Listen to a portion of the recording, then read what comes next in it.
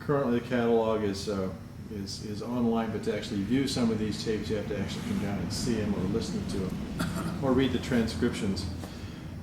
Sooner or later, they're all going to be on YouTube. The object of the interview is to record the significant personal histories of interest in aviation highlights. Hopefully, it will take 1.5 to 2 hours. I'll try and ask simple and relevant questions with some follow-up for clarification. We'll start with the mundane info and then move on to more personal stuff and talk about your personal insights and belief. And maybe at the end you can kind of give us your overall view of where we are today in aviation. Once we've completed this, I'll have it transcribed onto our mainframe and we'll make a DVD and I'll mail it to you in the mail. We were doing having these transcribed, but it's extraordinarily expensive to do it. Yeah. So with the transcription, you go back and correct things, but Yeah. I don't think it's all that important right now. So to start off, let me just start with your name and date of birth and where were you born? Okay, my name is Rex Warden. I was born December 15th, 1924, in the state of Iowa. How about your parents? My parents were born in Missouri, and it's across the line from where I was born in Iowa. They were born in Grant City, Missouri.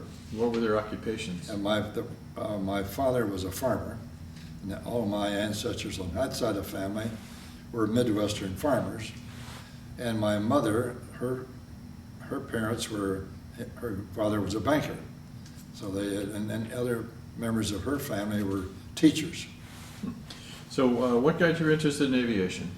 Well, probably somewhere in the 1930s, and I can't remember the exact year, my dad hired a ride in a biplane. And the two of us sat in the front cockpit of this biplane, the pilot was in the back. It was a typical barnstorming thing in those days where pilots that had those kind of planes came around to country areas and gave rides, and that's how they made a living. So that was my first contact with a flight. Then later on, in my schooling, I became interested in, of course, the Lindbergh thing was part of our schooling in all those days. And I remember having a Lindbergh tablet, of course. And that one thing led to another. And then World War II came along, and I knew that I wanted to get involved in military aviation. And I had seen a movie somewhere in the 30s, the West Point of the Air, with Robert Montgomery and that particular thing, which was interesting. And then interesting note that I then later on, many years later, living in Rancho Santa Fe, in the market, village market one day, I saw Robert Montgomery. I felt like I said, little you know what you caused me to do. Did you talk to him? Just briefly said hello, but I didn't do that. Wallace Berry was the other guy in the movie, and I remember, but it's funny how the little things like that. But then the war, then I knew that I wanted to be involved in Army aviation. So that's why I signed up for the Army Air Corps program as soon as I could. At that time, they wanted pilots to have 2 years of college. And I had graduated from high school in 1942. I went to the University of Wyoming, 42, 43. Then they would take us if we had 1 year, because in the program we signed up for, we went through basic training, then we went to college training to get enough to where they would recognize that your total education requirements were equivalent to 2 years. And then we went on, then you could go on to flight training.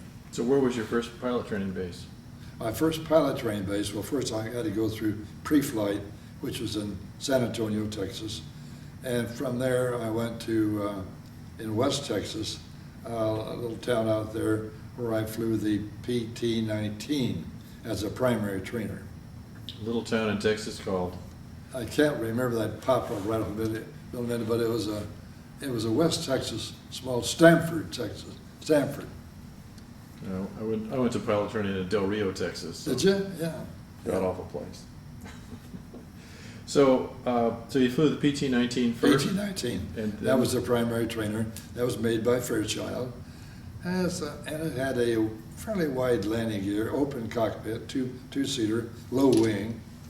And it was a very, very pleasant airplane to fly. It had an inverted engine with 4 cylinders, air-cooled. And I thought it was a good airplane, and my instructor, in those days we had, primary was civilian instructors. And my instructor was from Chicago.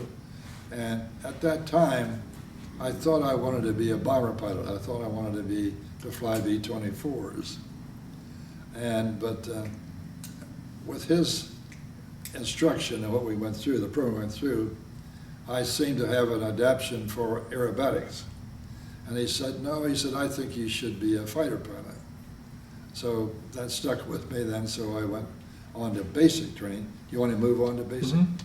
Basic training was in Sherman, Texas, with a BT-13 made by Vultee, and that had about a 450 horsepower radial engine, and it was a larger plane, and it also had a fairly wide landing gear for landing. But there was the first time we met an Army instructor. We had an Army officer, a second lieutenant was my first flight instructor for the Army Air Corps. And we jokingly called the BT-13 because the Vultee vibrator, and the joke was it was 10,000 rivets flying in close formation. So after the BT-13, then that was. Then I went on to advanced training. See, the PT-19 was primary, the BT-13 was basic, then the advanced training was AT-6, the Texan. Well, I used that for a really long time. Yep, they sure did, in both the Army and the Navy. Right. Right. Called it something different, but. Right. So when you flew, then after you flew the AT-6, now was that when did you graduate and get your wings? Right, I got my wings in September, early September 1944. And I had planned to go right on from advanced flying graduation into replacement training unit, RTU. Mm-hmm. But the system had kind of backed up. Apparently they had enough pilots a little ahead of us, so we didn't go right on to plan. So then I was picked in a small group to go back to flight instructor school at Randolph Field, Texas, which was, of course, the old primary principal base of the Army Air Corps. Historically, all the bells and whistles there for that part of it. So I went through that 6 weeks to be qualified to become an instructor.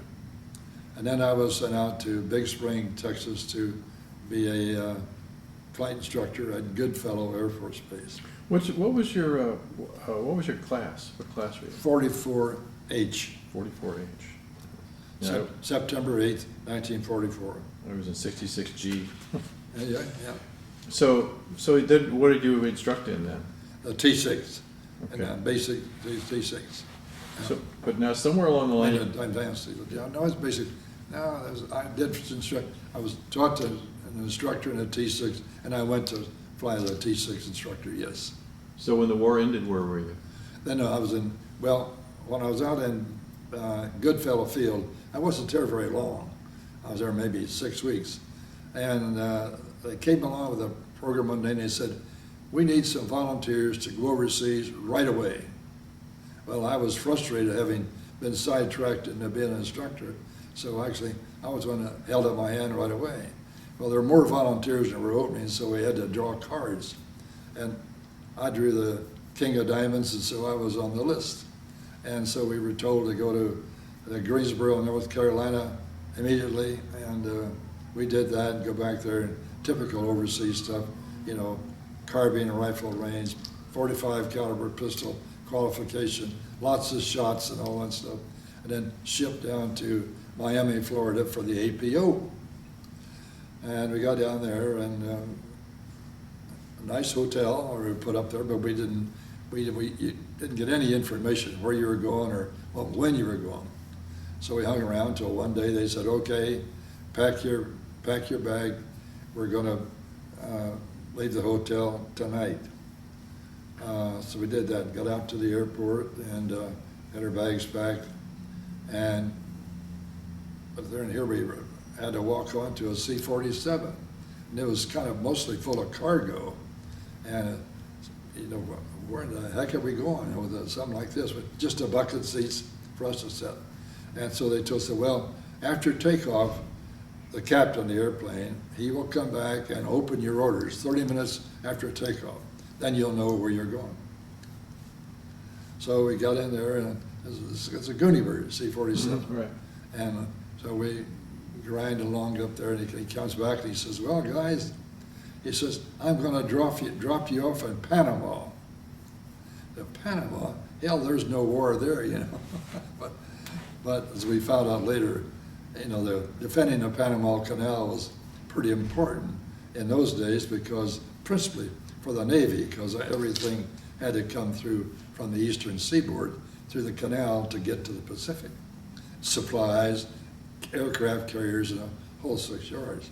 So, and also the Japanese had some threat early on that they could possibly get a submarine in an area and blow up one of the locks and choke off the canal, and that would be a major logistic problem for the United States. So this would have been about March, April of 45? Yeah, well, no, it was January of 45 Okay. when I was in Panama, yeah. I was initially there. So December was when I was going through all this, well, late December, going through all this training at Greensboro and at the APO in Miami, right? That was all, as kind of in those days, kind of condensed, and you went through that with But now were you gonna fly the AT-6 down there then? Or? No, P39. Going to so we were going to go to fighter squadrons there. And as I say, I had been an AT-6 pilot in advanced, AT-6 pilot as an instructor, Right. and been instructing. But right when we just first graduated, for the first 10 days after graduation, we flew a P-40, just as an indoctrination to fighter planes, like maybe 10 or 15 hours, very little. But we did have that. So going to Panama, because it was not an operational, wartime operation, then they had the time to train you into the airplanes of their equipment. And the squadrons in Panama were equipped this is early 1945, they were equipped with a P-40 and a P-39. The squadron I was assigned to was a P-39 squadron. And that was interesting. So obviously, I didn't have to do a lot of extra training. We checked out in the P-39 right away and started flying that. And But wasn't that a whole lot different than what you'd flown before? Oh yeah, it was. The P-39 was a single-engine fighter plane. The engine was behind the cockpit. It had a 37-millimeter cannon firing out of the nose, and the drive shaft from the engine to the propeller went between your legs in the cockpit. But it was a relatively easy airplane to fly. It had a fair amount of horsepower, and it had a cruising speed of about 250 miles an hour. The reason that it was not used more because it didn't have a supercharger, so it was altitude limited. About 12 to 15,000 feet it started running out of juice. But it was highly maneuverable below that, and because of the engine being behind you, cockpit out in front real well, good visibility, low wing, and you could really fly low. As I recall, lazy tropical rivers, we'd be down buzzing there, and you could see the wake from the prop horse, from the guy you're flying off of. But no, it was a fun airplane to fly. Now, as you can tell, I have about a 10 size shoe, and it was doors like a car. And on the right door, you had the starter, which there was little, kind of like a car. you push down on the bottom of it for energize, then you push the top of it to engage, to start the engine. And so the engine would start, and then you shut the door. Oh, jeez. And, but it was good. And I think I got about 150 hours in that plane in about 4 months. We flew a lot there. And a lot of us training, but also a lot of us just various patrols around the canal. And not just around, but areas away from the canal a little bit too. And a lot of dogfighting, of course. What's that? A lot of dogfighting. Yeah, oh yeah. Training, yeah, right. Training, right. And see, every time a Navy group would come through, they would launch their planes off the carrier away from the canal, and they would land on our base. They'd stay a couple nights with us. But there would be one big dogfight with all the Navy planes when they were coming in, and we would go out to meet them. Somehow I knew that was going to happen. Yeah, right. Well, I recently read Chuck Yeager's book, and he really seemed to like the P39 a lot. Yeah. He flew it a lot, so. Well, it was kind of a different thing to fly. Now, the airplane had limited use in the United States Air Force because of the altitude limitation. And they had other planes come along, easy to take their place. The Russians really liked it. And so the Russians bought a lot of them on the Lend-Lease program. Mm-hmm. And what the Russians liked was a cannon. They liked that 37 millimeter cannon because they did a lot of close support against the Germans there. And so I don't remember exactly how many the Russians bought, but it was over 1,000, I think. So where were you when the war ended? Well, let me finish my Panama thing. Go ahead. P39, January, February, March, and April was primarily the P39. Then we switched over rapidly to the P38L. And the P38L was the last model of the P38. And we just transitioned right there in the squadron. We didn't go any place for training. One day the P38s just showed up and the P39s left, and we didn't have any simulators those days. And but we went to ground school, and we had handbooks and all that stuff. But when it became time to fly, the squadron commander and one or two other more senior officers had flown the P-38 before. So one of them had been out in the Pacific. So they rigged up a harness for him to hook on to the gondola by the cockpit and kind of ride on the wing out there when you taxied out to the end of the runway and ran up the engines to check them, temperatures, pressure, and all that kind of stuff. You go through check the mags and all that stuff. And he'd be then out there looking in to making sure everything was okay. And when it looked okay, then he'd unhook, slide off the wing, and walk over to the side, the runway, and wave you on. And then you'd take off. Now, that sounds a little weird, but now remember the P-38 had counter-rotating propellers, no torque. It was the last of the Lockheed fighters for World War II. And it had really a lot of the good things built into it. It had aileron boost. The engines were turbocharged all the time. The turbochargers were on all the time. It had, for the first airplane, it had dive flaps, because early on the P-38 had a compressibility problem on the horizontal tail, and it caused it to buffet in dives and made even a nose tuck. So you could get yourself diving with full power. You'd get yourself in a position where the nose would tuck and you couldn't pull it out. And I had one classmate, he got in that situation, and he hit the ground straight down about 700 miles an hour. So you think actually they actually did go supersonic then? Oh, close to it, that's right. Yeah. Unplanned. Well, of course. Yeah. Yeah. I mean, that's a question I always am interested in is, can you really go supersonic? Whether or not they actually broke the sound barrier, could it be low? I don't know. But I'm sure they got to 0.96, 0.97.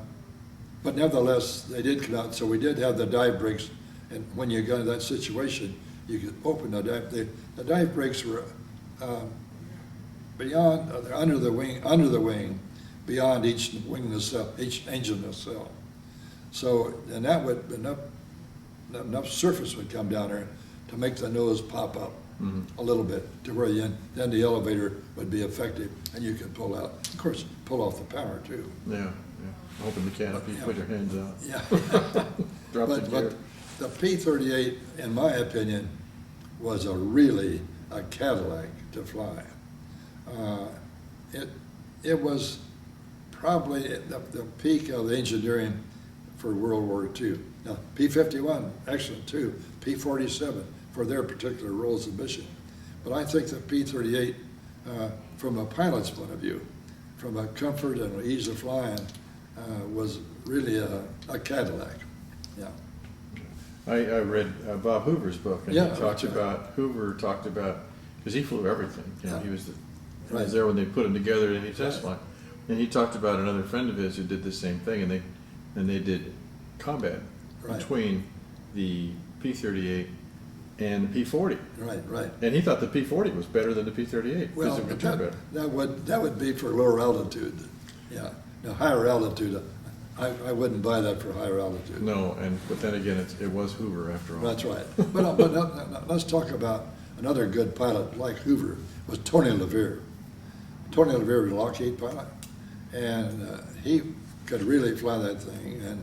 And after the war, Tony bought a P-38 and it painted it red like your shirt. Oh, yeah? And he went around, put on air shows. And I remember seeing him at the Cleveland air races after the war. And man, he could put on really shows with that airplane too. So what sort of a altitude could it get up to? The P-38 could get up to 35,000 feet without a lot of problem. And it could be fly that there at 35,000. It would go a little higher, but you start getting mushy. So, but did you have pressure breathing at that altitude then? Yeah, we had oxygen, full oxygen system, just like all fighters had. Just same as the P-51, same as the P-47. Yeah. But did it start to pressurize at 25 or 30,000 feet? So when you take your breath, it forced more air in. No,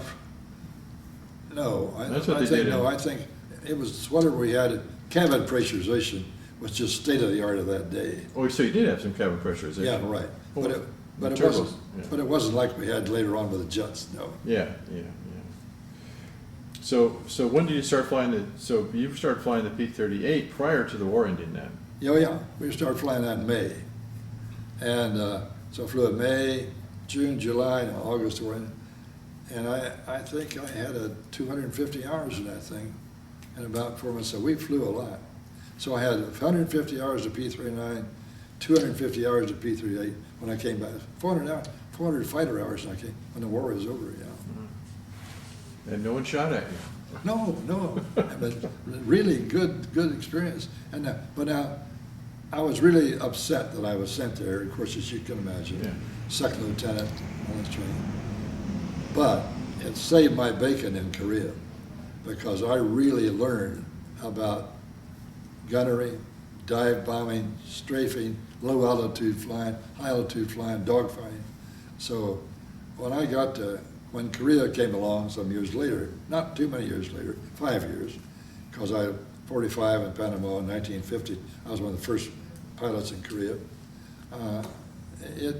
The experience I had there and the training I got with that was you couldn't repeat it. Well, but you were basically allowed to stay in when the war. Well, I decided to stay in. I know. It was optional. On the war, well, when you're just a single, I was a first lieutenant. Then the war ended. I was a first lieutenant, and I wanted to keep on flying. I didn't. I could have gone back to college like a lot of guys did on the GI Bill, but I really had that, that P-39, P-38 experience, and that was, it's hard to turn that faucet off just at one time. Right. And so I decided to stay in. So then, because I had been through the flight instructor school, after I graduated, right away they sent me back to Randolph Field to be a flight instructor. So I had a job, you see what I mean? Right. That they wanted. early on during the war, General Arnold had promised some of the guys that were beat bombardiers and navigators that they wanted to be pilots, but he said, no, we got to have bombardiers and navigators. After the war, if you stay in, we'll send you to pilot training. So that's what I did first. So I came back in 1946 from Panama, and with that background as a flight instructor, they sent me right to Randolph, and the students were these officers, lieutenants, maybe one or two captains, but they had been crewmen on the bombers, and they were taking the Air Force up on their promise and trying to go back to convert to be pilots. How'd they do? Some did fine, and some didn't. Some didn't make it. It was clear that the initial screening process back in '43 and '44 was effective. They really weren't. They thought they wanted to be pilots, but when they got up there in the front seat, upside down and spinning and things like that, they didn't feel so good about it. That is odd, isn't it? Well, there's nothing like a three-turn spin, to kind of tell whether a guy really wants to do that or not.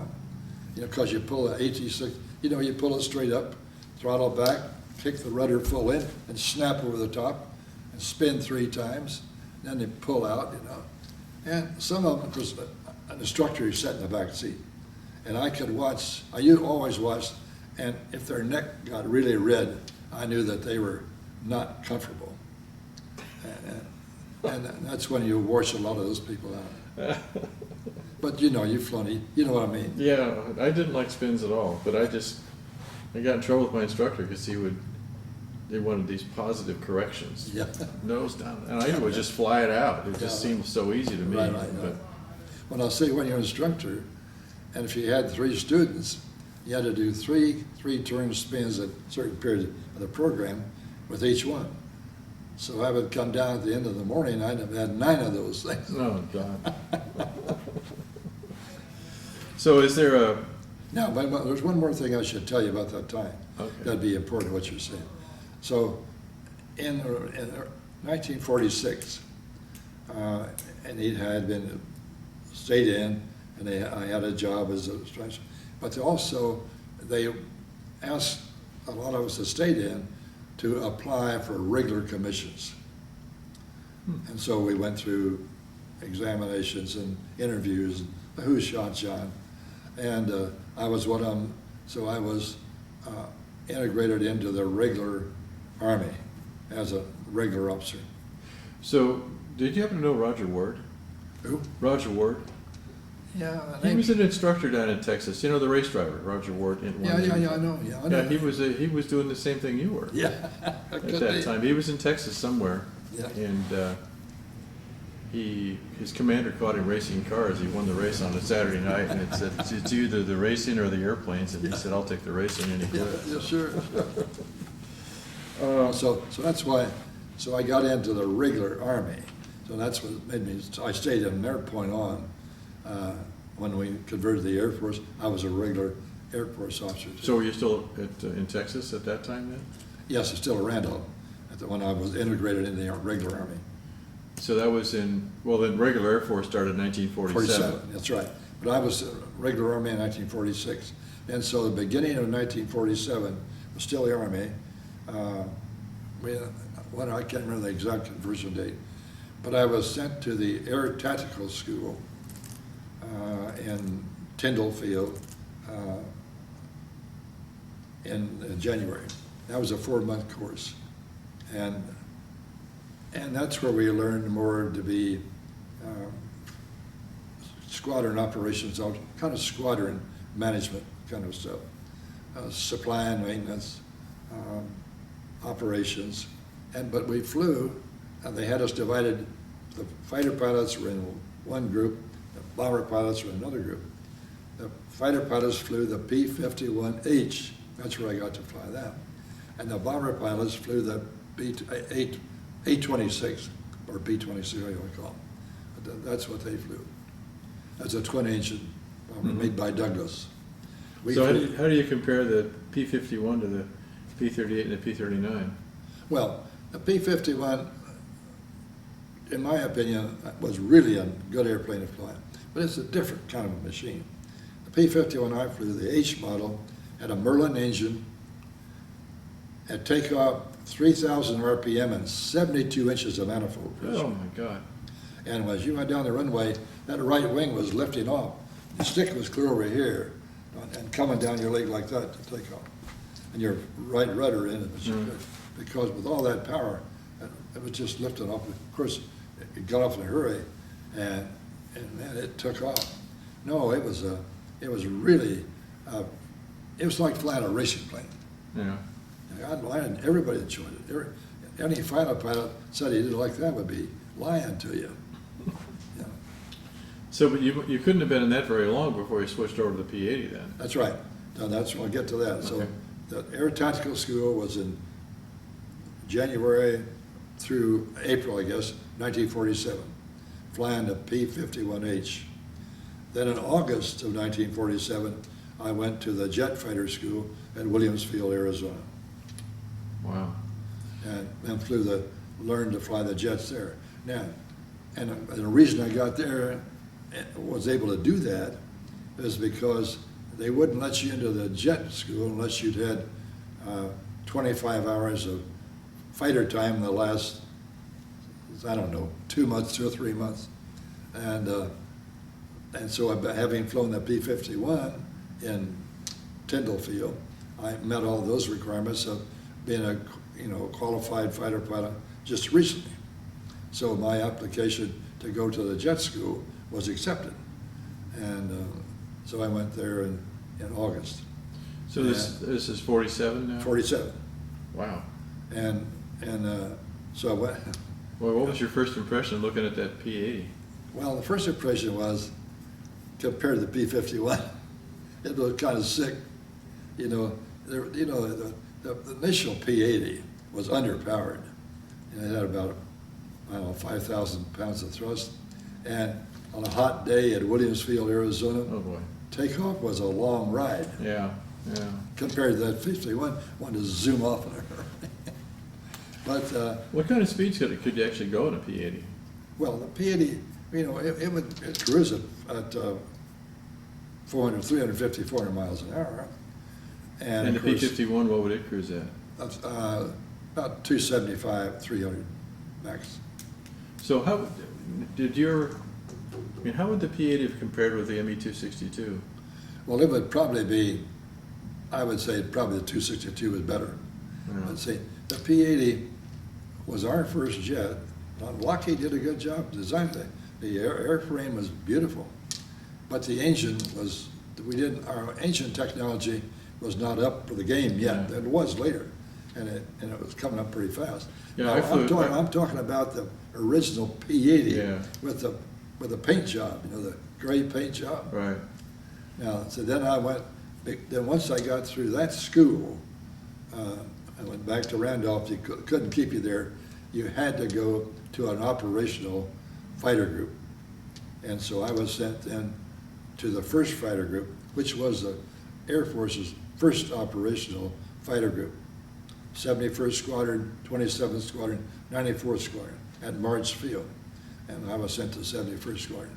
And now there we had the P-80B, which had a bigger engine and better to fly. And then, of course, later when I was in Korea, I flew the P-80C. So now how long are you in March then? Over a little over a year. So have you been back to March at all? Oh, yeah. Is it pretty much the same as it was? Or? Oh, yeah, it's amazing. The hangars still look the same, and the one I was in, it looks the same. I don't look the same, but it looks. Now, Yeah, I was at March for 16 years. were you? Yeah, I flew the C-130s in the reserves Yeah. from 71 to 87, basically. Oh, but And it didn't change that much. no.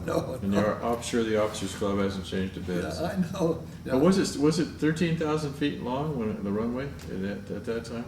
It was a pretty long runway. It was, and of course, but the P-80B, we didn't have any trouble getting. It was a long run, but but it wasn't a problem getting up. And then we did a lot of good things there. Of course, we did all the gunnery down over the Salton Sea area. And No kidding, Salton Sea. yeah, right, down in that area. That's not over the Salton Sea, but in that mountain area. And it's right. what they call it, the Chocolate Mountains, I think. Yeah, yeah. So, and we did that, and we did some dive bombing, that kind of training down in that area. But I enjoyed my time at Marshfield very much. Now, that's what, you were there at the same time as Olds was, right? Yes, yes. Yeah, he was, Robin Olds, in fact, he had been in his, I think, the same squadron, 71st, but at the time I was there, he was up at group headquarters. Mm-hmm. And as I told you on the phone, his wife was an ex-movie star. Oh, I forgot. Yeah, yeah. And so when she would walk through the officers' club, all the lieutenants' eyes would be. I have a feeling he was at the bar a lot, too. Yeah, but you know, Robin Olds, in my opinion, for what I know about him, I never did fly with him person to person, but I think he really was a good fighter pilot. He was a good fighter pilot in World War II in Europe. He did a good job for us at Marshfield, and of course he did a good job in Vietnam, and retired as a colonel. I was in F4 school down at Davis Mountain, and Robin Olds came through. Yeah, right. And he was only there for like a week, but he went on 4 or 5 flights. Yeah. And a friend of mine flew in one of the flights in the back. We were backseaters, so we were just getting into this stuff. And Olds was in the flight, and so was Chappie James. Right. And I guess the discussion prior to the pre-flight briefing, all the usual stuff you go through for half an hour, and then finally Chappie James said, well, enough of that BS. Yeah. What's the bet? Yeah. And so they placed their bets on what they were going to do with the dive bomb and all that. And I guess Olds won all the money.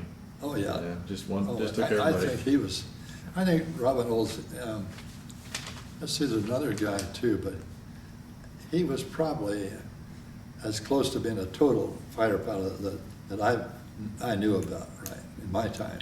Yeah. Well, so now I remember I read about Olds's book. I mean, if you haven't read it, it's pretty interesting. Yeah, right. But he talked about doing air shows with the P80. Yes, and of course, you know, Pappage, damn it, Pappy Herbst. Paps Herbst was killed right up here at Del Mar. Yeah. And Olds was on his wing. Yeah. And fortunately, he saw the handwriting on the wall and went out the back side. Yeah. And Pappy completed the loop, and he hadn't read the altimeter right, went in the ground. Yeah. But you know, I think Olds was I don't think he's probably very frustrated because he never became a general, because his father was a general. I think they made him a general when he retired. Well, no, maybe they did, but he was a colonel in Vietnam. Yeah. And that's his last operational thing. Well, he went to the Air Force Academy for a couple of years. Yeah. And then did you ever see the pictures of the missing man formation they flew for? No, that's right. Yeah. What they did is they had a missing man formation. TV camera can't see this, but Yeah. they did the missing man formation when Yeah. they came over like this. Right. Lead pulled up. Yeah, right. Isn't that cool? Yeah, that's right, yeah. I understand. So how did you get to Japan? Well, okay, that's a good question, and it's a good answer for a solid answer. Marshfield, because it was the first operational jet fighter group, they wanted to use that for cadre for the group in Japan, the 49th group, which was being changed over from the P51s to the P80. And also the group in Germany, I think it was a 36th fighter group in Germany, was also being changed over to jets. Jets in Europe, jets in Japan. And the only jet at that time was the P80. The F84 was coming along, but not that far along yet. So they took people from Marshfield, sent us to Japan. Some of us they sent to Germany. So now when did you go to Japan? I went to Japan in January 1949. What was it like there? Well, You went to Misawa or? yeah, Misawa. Okay, and Itazuki finally, or? Well, Itazuki after the war started. Right. But no, I first went, Misawa was my initial base. That's where the 49th Fighter Group was based, 7th, 8th, and 9th Squadrons. And the 49th Group, if you remember, Dick Baum Richard Bong, who was a top ace in Seventh, World yeah. War II. Yeah, yeah. I think he was in a 9th squadron. I can't remember one of those squadrons. Anyway, the 49th group had a real history of World War II in the Pacific. Mm-hmm. And so they were the first group to be equipped with jets. And so several of us were sent there to be they sprinkled us out through the 3 squadrons and I was sent to the 7th squadron, and I was a flight commander. So then I had a duty to train and develop a flight. Then other officers came for the other flights and so forth. So over a period of time, I'd say maybe 6 to 7 months, then the 49th became more jet qualified and less P51. They had P82s there too, didn't they?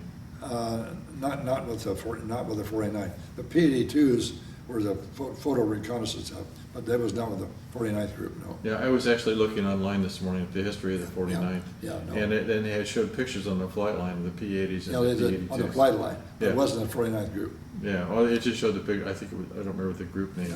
Yeah. But I was also surprised when I was well, anyway. So, okay, so you get to Japan and you get everybody ready. Now, was there any hint at all that the Koreans were going to be coming down from the north? No, it was a surprise to most of us. What was it was in June, wasn't it? That's right. June the 25th, they marched across the line. My unit. Now, this has got to be a staggering event to everybody. Yeah. But, when did you first know about it? Well, my group, my squadrons, we had been on maneuvers, training from maneuvers, down at Atami, Japan. And the 8th and the 9th were back in Misawa. Then we finished our maneuvers and we were getting ready to come home, and then the North Koreans invaded South Korea, and then President Truman said we will protect the South Koreans and resist that. And then the 5th Air Force headquarters, General Partridge, he made a decision. He said, okay, since the 7th Squadron is just finishing up, let's send them back to the base, and we'll take the 8th and 9th and take them to Itazuki, and we'll get them in operations right away.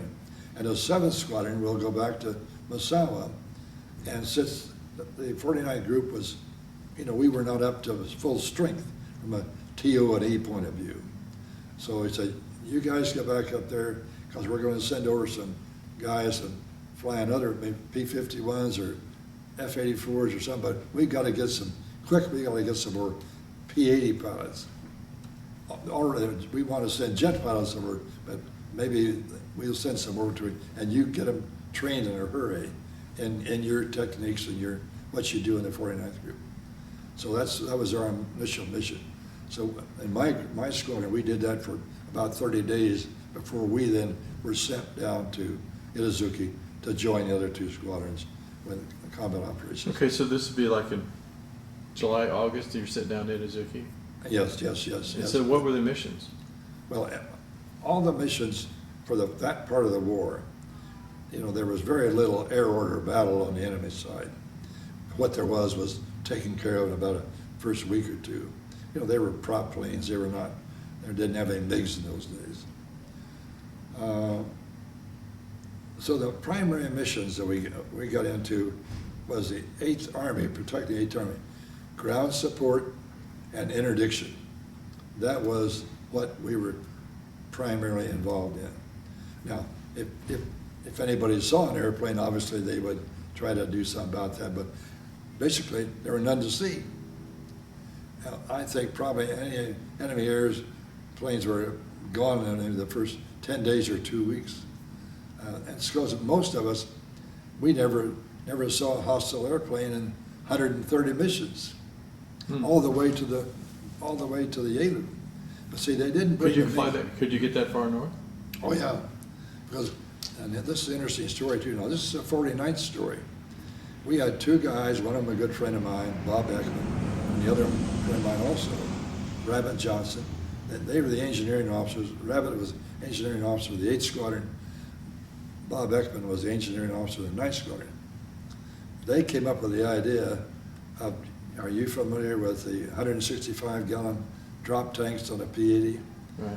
Well, what they did, they took a section and moved another section and made those tanks 365 gallons. Oh, wow. Off on each wingtip. And so we did that then. So that gave us a radius of action. Yeah, we could go all the way to Yalu River with that, yeah, from So- Itazuki. So what was your armament? Well, P80 had 6 50 caliber machine guns. And then we had wing racks that we could carry 4 5-inch high velocity rockets, or we could carry 2 500-pound bombs. And so now how did you know what targets to hit? Well, we went up, first off, if you go out on close support, well, we could also carry a napalm, a jug of napalm on a ridge wing. If your mission was close support, then you knew where that target was and what you were trying to do to help that Army unit. If sometimes they were pinned down, and your job was to try to eradicate the enemy in front of them with his men and equipment. Or if they wanted you to be an interdiction, then you went beyond the front lines and you killed, shot, erupted, whatever you could find, rolling stock, anything moving on the roads, railroads, you were wiping it out. And that was effective. And in fact, the general that was in the Pusan perimeter, the 8th Army, Pusan perimeter, the whole 8th Army got squeezed down to a pretty small perimeter called the Pusan perimeter, as the North Korean forces kind of overwhelmed them on the first part of the war. Say from July, August, September, October, September, the perimeter got pretty small. And then we brought more reinforcements in for the Army, but really the air power, and the generals admit this, I think we with the fighter bombers and with the B-29s, B-26s, really eradicated the Korean Army on that perimeter and permitted the American Army, 8th Army, to move out and counter offensives. And then we was right in front of them all the time. And we were able to, I mentioned napalm was a very effective weapon, particularly when we caught them on the road. You can imagine a bunch of Army trucks going down the road, how they kind of go close together. And we could come in there with a jug of napalm under each wing and hit them across the, they'd be going to the road, we come in this way and drop that napalm. And you could wipe out 4, 5, 6 trucks at one time. And you kill all the soldiers because napalm burns all the oxygen out of the air. And they die of asphyxiation. If they don't die of burns. So it was a very effective way of hurting them as they were trying to get out of the way and retreat. So they came down, and then when the technology of the U.S. Air Force and Navy probably that's Dispatch Force 77. That's right. Yeah. just basically forced them back up again. Yes, that's right. And did they retreat all the way up to the Yellow before the Chinese came into it? Yes. Hmm. Then, then in October, since things were going pretty good for us, we moved from Itazuki to Daegu, a forward Air Force base. I'll make myself clear, that's where you live in tents and you have peristeel planking for railways. Right. Life's pretty damn basic. You're like being a GI, but you're close to the lines. Right. And so sometimes we'd fly during the day, we wouldn't even have drop tanks because we were so close to the lines, 50, 60 miles would be targets. So now the temperature's starting to drop. Yes, got very cold in the wintertime there. But we were able to, the main people that suffered from the cold were the Marines up at Chosin Reservoir. Right. They got hit pretty hard on that. I flew 2 or 3 missions up there. And they were really a bad way. And so, I don't really know the history of the war very well. So, but they were at the reservoir up there, and then that's when the Chinese attacked and kind of cut them off from everybody, wasn't that? That's right. Yeah. But the Chinese attacked first on the eastern side. Kind of visualize Korea, kind of cut a line in Korea down the middle. The Chinese side was that's the western side, and the eastern side is on the side of Sea of Japan, right? Mm-hmm. Basically, Task Force 77 was kind of given a duty to do the work on the eastern side, which they did very well. And the Air Force took care, and the Australians, Air Force, British, took care of the western side. And that's where the Chinese primarily came in there, Sinuiju, across the Yalu River there.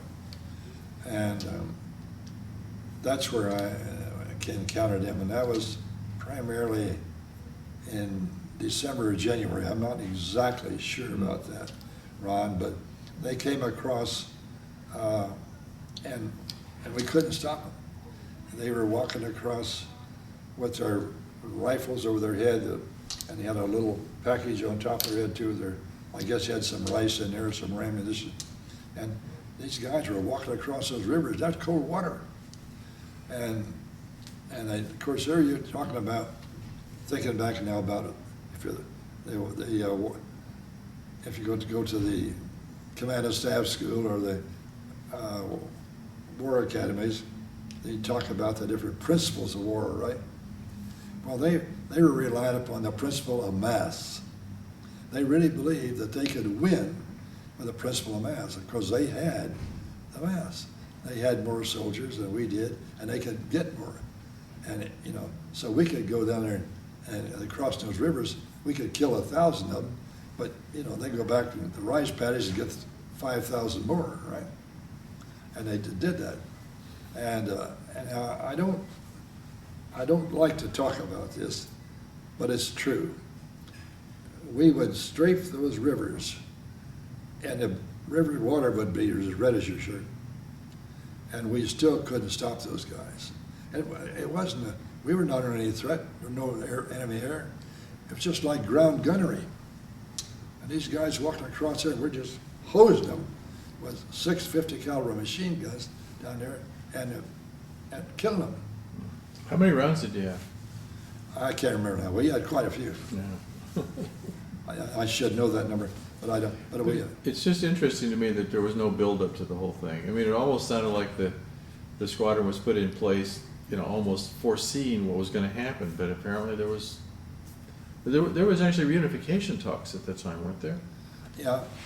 As I recall, I mean, I was just reading about this stuff this Yeah. morning. There was actually talks of reunification of the two countries, the communists versus the capitalists, Well, I think that we were involved with South Korea and the North Koreans, and then let me clarify this.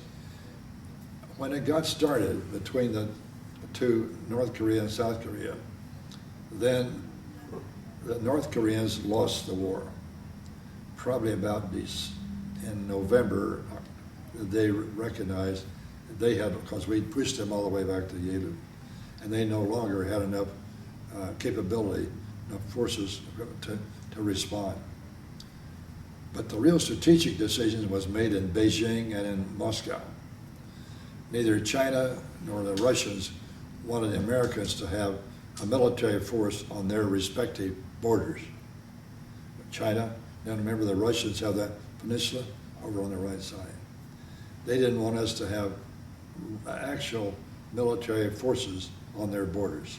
So that's what drove them into getting, the Chinese particularly said, all right, we'll push them back to the 38th parallel, and then we'll have a basis of North Korea and then South Korea. Well, and it was it George Kenning, right? Yeah, Kenning. Yeah, with the Air Force. Oh, no, what was it called? The containment doctrine. Yeah, You know, the telegraph that he wrote yeah, in right. 1948, or just for containment. And actually, you can see Southeast Asia, Vietnam was the same sort That's of right, thing. right. It wasn't any different, you know. Right. Didn't seem to me at least. Yeah, so have I made myself clear there about how we kind of got involved in Yeah. where the Chinese were coming in? But then when you went back to the States, and then you quickly got into the Navy. Yeah, well, that's right. But see, I didn't come back to the States until about early February 1951. It got cold enough for you, decided to So leave. I was flying missions in December and January in Korea. And that's like we're talking about here, the Chinese. And also, this was also something I don't like to repeat too much because it irritates me, of how our government does weak things sometimes. They wanted us to try to stop the Chinese intervention, and the bridges across the Yalu River were key to the Chinese moving supplies Mhm. and men across. And in the 49th Fighter Group, one day we were given a mission, and what they did, they took 4 pilots out of 3 squadrons. Those had a lot of experience and had some good records in dive bombing and things like that. And they sent us up to Manpojin, which is really up at the point on the Yalu River, the top part of Korea.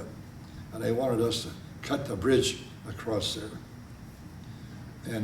But as we were briefed, and we did this from Daegu, and we were carried up 2 500-pound bombs in our big tanks.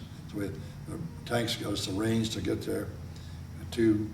So that gave us 4 bombs and to try to knock the bridge down, one span.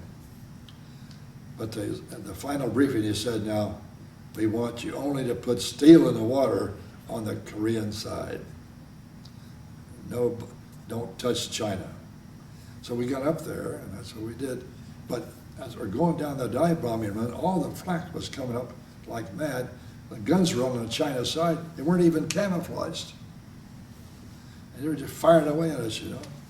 And fortunately, we did hit the bridge. A couple of bombs, we put steel in the water, and we did it on the on the Korean side. And then as we're getting out of there, of course, you know, Air Force, we have a good ways. When we left the target, we left in 4 different directions. And then we would rendezvous and climb out and head home. And Kanghae at that time was the capital of North Korea. It was pretty far up there too. And so by that time we were up about 35,000 feet in loose formation. We're just flying south. And all of a sudden here comes 4 or 5 bursts of flak, you know. They didn't hit us enough, but I always figured they just wanted to let us know that they knew we were there. And they probably also said, you know, I can't believe they hit the bridge. I mean, yeah, they had that's what such they a said. You bad guys put some upset our bridge too. well, they had such a hard time hitting bridges in Vietnam. I mean, Yeah. but they lost like 100 planes in Yeah. one Yeah. bridge over a matter of I know. 15 years. And We did knock this one down, that one span of it. yeah. Now, I'm sure in a week or two they had to put it back together. Yeah. But they did it. Did they ever, you know, bust the dams and all that sort of business? Okay, let me come to that. I think that was a key thing. Yes, I think you just put your finger on why the war ended there. You know, the negotiations were going on to get a treaty where the communists and our NATO forces could agree upon what we're going to do to stop the actual hostilities. And there was a disagreement in the final part of the treaty, and it kept going back and forth. And finally, I forget which one of the generals, I think it was Wedemeyer, said, you know, we've got to do something to hurt them, because right now, as long as we're just fighting on the ground, things going back and forth, the Air Force doing everything, and they figured they could wait us out. And so they said, there's some dams over on this west side up north, And there's some power plants. And let's go bomb those and knock them out, because some of those power plants also put electricity into China. And some of the dams put water down that will flood some of the rice paddies into North Korea. Let me stop the tape right here, because I gotta switch this thing here. Okay, I gotta figure out how to do it. Push that thing off.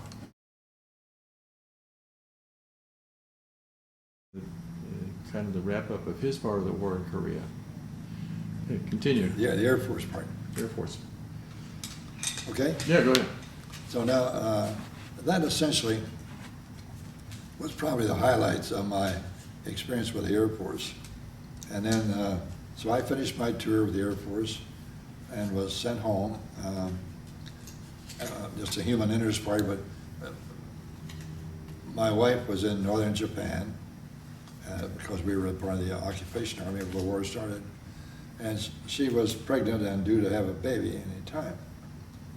And since at that time the mission requirement was 100 missions, but it was kind of a flight commander's war because most of the flights were led by 4 airplanes or maybe 8 airplanes, and captains did most of leading the flights.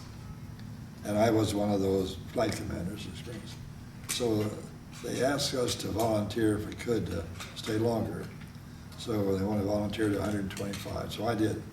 I got to 125. They still had some problems, so I went on to 130. And when I got through the 130, then the doctor told my wife either she had to go home right away or have the baby in Japan. And my group commander, who I'd known for a while, he got this information, so he said, "Rex, you get out of here tonight." So they shipped me out that night. And, well, first I was in a mess hall having lunch. I'd been out on a mission, come back. And on the mess hall, as a make note, it said, "Captain Warden, report to operations right away." And I thought, well, it's been sent out again. So I go down to operations. That's when it said, "Colonel Murphy says for you to pack your bag and be out of here tonight." So I did. So that got me home in February of 1951. Let me ask you a question about the P80. Did you wear a G suit? Oh yes, all the time. Okay. Did they have G suits in the P51s and all those other airplanes in World War II? I think we did in P51s. I think so. The P38s apparently not. I don't recall that. We might have, but I don't recall that. No. But I do. To me, the P8, the G suit came in with the jets. Yeah. How many Gs could you pull in a P80? Oh, you could pull 4 or 5 easy. Yeah. Yeah. And of course, you didn't have enough engine to No. do much more than that. No, but it's a matter of just doing aerobatics. You could pull quite a few Gs. 4 was easy. Yeah. So what were you doing? 30 and 45-degree dive and strafe and napalm runs. That Right. sort of- Yeah. But the Gs were never a problem too much then, because once you get into the dive, you want to stabilize that and until you get to drop the bombs, because you want to give the bombs a chance to get off the wing before you move the airplane. Otherwise, you'll disrupt the trajectory of the bomb. Right. So then you do that. Once you pull away like that, 3 or 4 Gs might be more of a normal thing. That's about right. And then now strafing, you kind of want to have a low angle for strafing, and because you can cover more area with the bullets as you're strafing, and it gives you more time when you What airspeed did you use? So strafing? Yeah. Oh, you can be up to 350 miles an hour in strafing. Wow. Of course, in fact, you wanted to because they could be shooting back. Yeah. Right. But strafing, you're low and like that would be normal. But the Gs But the airplane was, as far as stability for strafing. oh yeah, good. Was it as good as or better than the P51 and all the other airplanes? I didn't fly the P51 enough in that environment to know. The P38 was great, but again, the P38 was counter-rotating props, Right. no torque. Right. And a jet, no torque. Right, of course, right. Yeah. So anyway, now you're back to the States. Where at? Back at Kirtland Air Force Base in Air Defense Command, flying the F86A. Now this was like a new command though, wasn't it? It was then, yeah. That was just starting because they're concerned about the Russian bombers coming across, then Canada. Remember the DEW line, names like that? Mm-hmm. They coming across and bombing our northern parts of our country. So they're developing the Air Defense Command to put bases along the cross, Washington State, Montana, Dakotas, north and New York, and up there, then into Nova Scotia, places like that. Yeah, I heard you say that what the other meeting, there were bases every 200 miles. I never really thought about that. There basically were bases all around the. Well, they wanted to. We're talking about NORAD, Right. North American Air Defense Command, Right. and they had optimally they wanted bases across the northern part of the country, and they hopefully could have enough fighter interceptor squadrons, which had the equipment to be scrambled and move up, could climb fast to intercept with guns or rockets, whatever they would have, to shoot down the enemy aircraft. You just wonder why in the world they thought that the Russians were going to come and invade the United States. I often agree about that too, but that's what they did. At that time, the intelligence was that the Russians had that capability, and you remember that was Khrushchev's time, and before. Well, that was 60. That was 60s. Before that, Yeah. but they had Stalin was still around. Yeah. That's right, and it was still there. And of course, and Korea was still just winding down, right? Yeah. Well, Korea was still going on. Yeah, Korea was still going on till 53. Yeah. I'm talking about 51. Oh, yeah. So you go back to Kirtland and flying F86s. Right. An air defense type role. Right. And the reason I was there, we were Kirtland because we had the atomic Right, Sandia and all that. Sandia. Yeah. And then the test ground up north of it Yeah. by Los Santa Alamos. Fe. Well, yeah, Los Alamos. Right. And that's why we were there. Yeah. And of course, it's kind of a jerk type mission, but we flew F-86s with hot guns on alert, and some poor United Airlines guy get off course a little bit up there. They start heading for Los Alamos. Of course, they scramble us off, And I always had a horror of ever get up there and some clown sitting there half asleep on autopilot on a DC-4, and we got to shoot them down,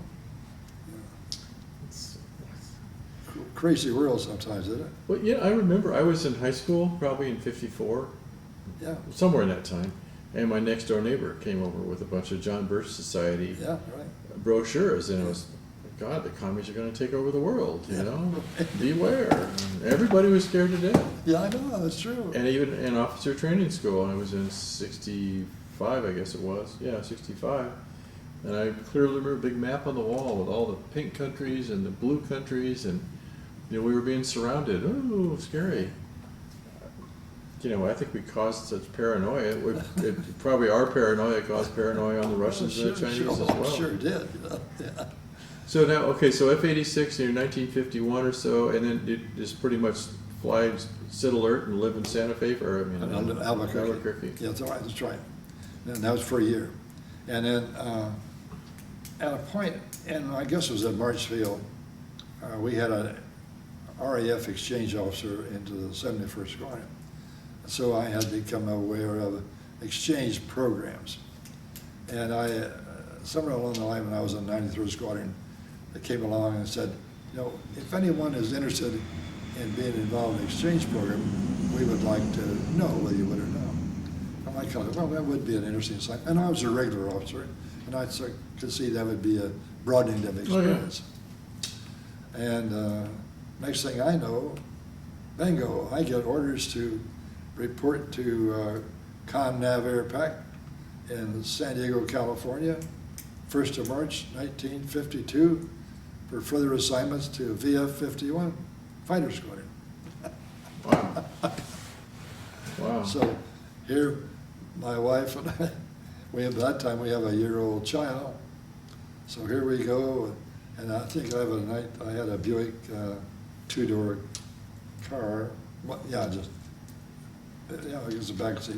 Anyway, so we put a baby mattress back there for the child. Of course, you just couldn't find a motel every night in those days. Right. And we head west and reported into North Island over here. And it turned out to be one of the best things that ever happened to me.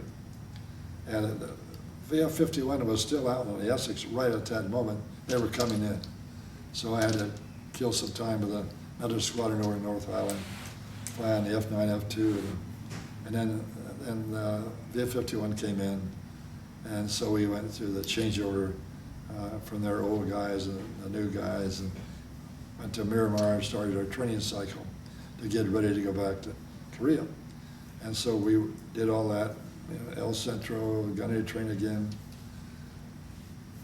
all the training here, and a lot of FCLP, Field Carrier Landing Practice at Miramar. They have a place on the runway kind of blocked off. And then being an Air Force guy, single cockpit. Came the day we were going to get on the carrier, we were going to get on the Valley Forge and deploy to the Far East in about October, I guess it was, 1952.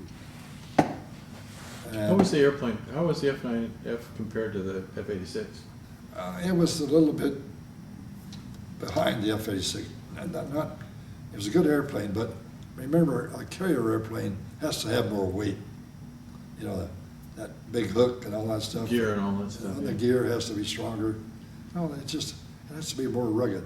So it weighs a little more if you put it on a thrust to weight ratio, it comes out second best because you got to have more weight. Same amount of thrust, you're going to have less performance, right? That's basically what it was. But it was a very dangerous airplane, didn't they? Kill a lot of pilots with those things. I think you're talking about the F9F2.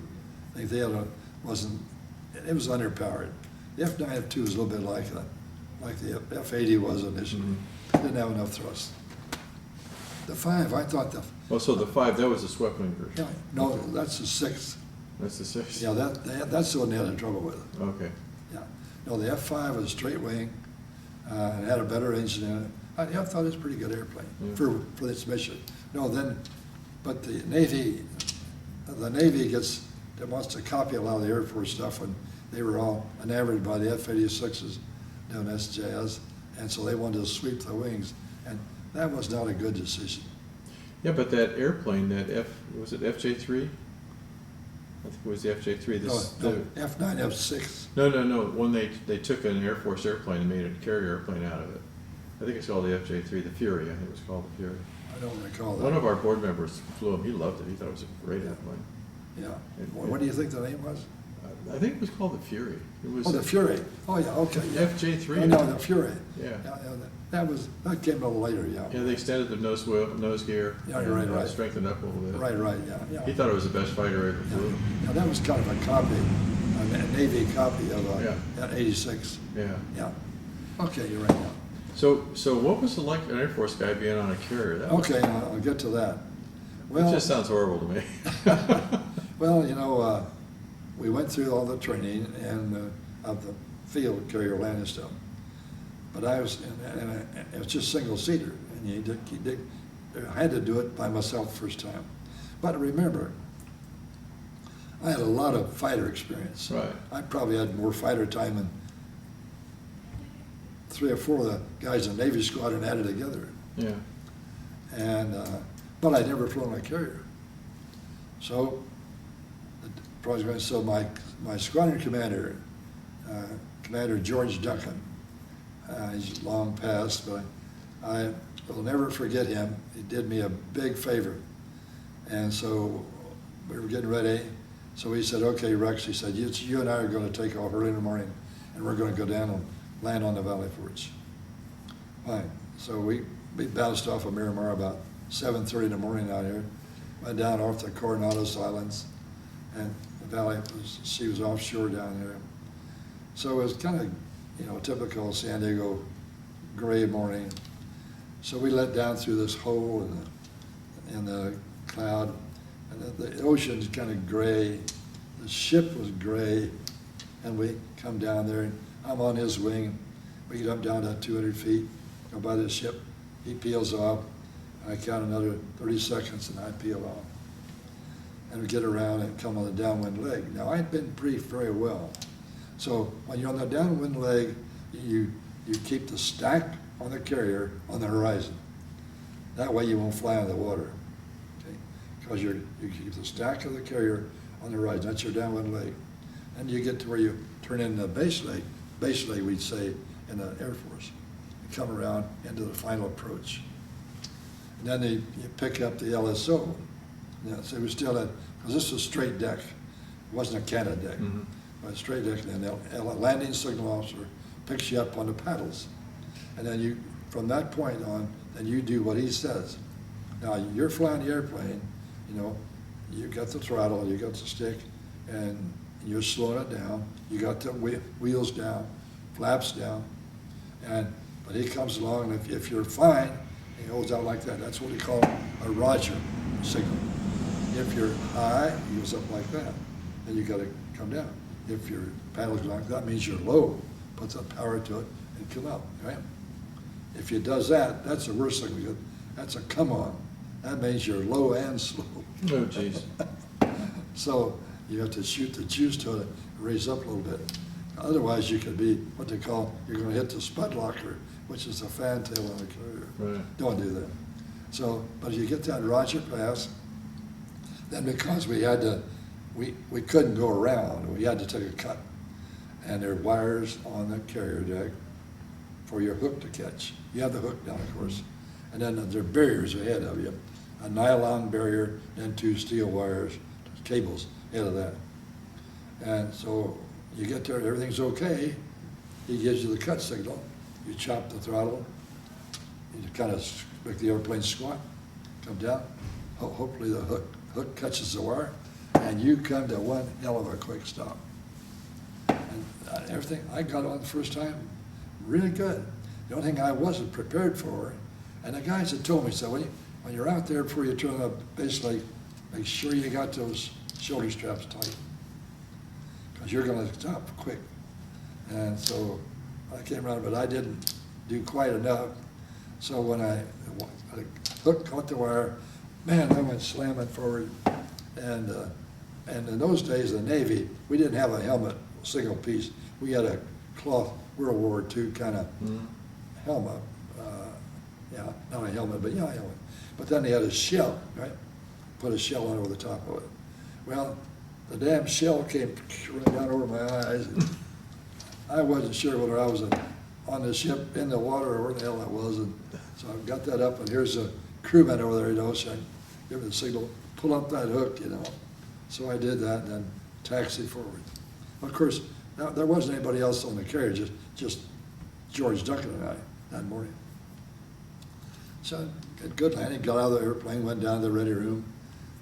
He was down there waiting for me. Had a cup of coffee. In those days, we smoked, had a cigarette, a cup of coffee. And the carrier was, they weren't too busy that morning, so he worked out a deal with the captain where they'd cycle me through the deck, just me. So I'd launch, go around, land again, launch again. So I had about 5 landings in a hurry. It was really the best thing that ever happened. You know, built my confidence level up. Mm-hmm. Now, I had thought a lot about the landing, prepared for that. I had never given much thought about the catapult shot. So after I landed all right, I go back up, I get up, and my airplane's on the catapult, where it's supposed to be, and I get in, of course, get strapped in, and I start the engines, go through the drill, checking out the power, go to catapult officers right over here on your right, go to full power, and they have a little steel rod that comes up, and you wrap your fingers around that. So when you get hit, you don't pull the throttle back, right? So I wrapped around that, did exactly what I was told. Engines all look good. Look for the catapult officer, give him a salute, tuck your elbow back in here, grab the stick this way, and kerbang. I mean, you get hit in the ass with a frying pan, and that you're go from 0 to 100 knots, 100 feet. Oh, man.